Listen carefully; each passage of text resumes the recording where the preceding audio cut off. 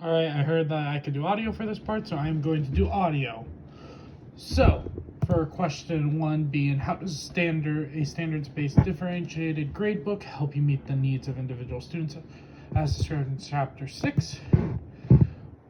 Well, a standards-based differentiated gradebook helps meet the needs of individual students by providing a clear and structured way to track progress on specific learning targets that I myself or my district will provide.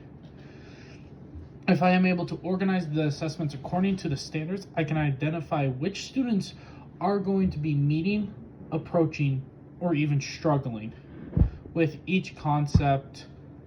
And this has allowed me to adjust instruction and provide lots of targeted interventions and even differentiate support based on many individual needs. And that is a huge part. So, I'm noticing for the next question, one of the biggest challenges in keeping my gradebook updated is the balance between the formative and summative assessments.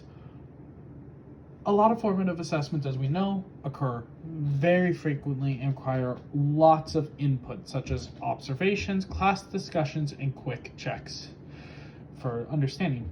But a lot of summative assessments are less frequent and need a lot more detailed grading and overall feedback.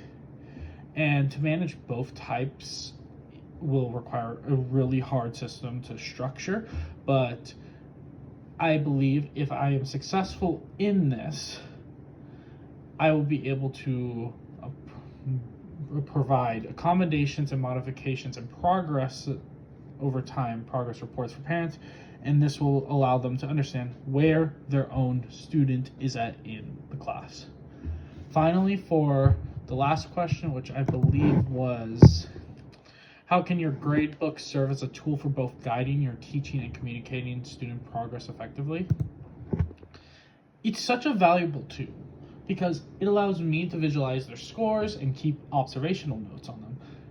But it also allows me to, with those observational notes, allows me to go into one-on-one meetings with the student or with the parents and clearly break down their scores and what happened and why this is happening. And instead of talking negative, if they had negatives, I'm able to try to help them set goals based on their scores. These scores can allow us to set some clear goals for them to succeed on the next time. And this should result in more personalized feedback. And I personally think this is the way I should go. But with a well-maintained standards-based gradebook, it will allow me for responsive teaching, and I think it will be good for both teachers and families alike. Thank you.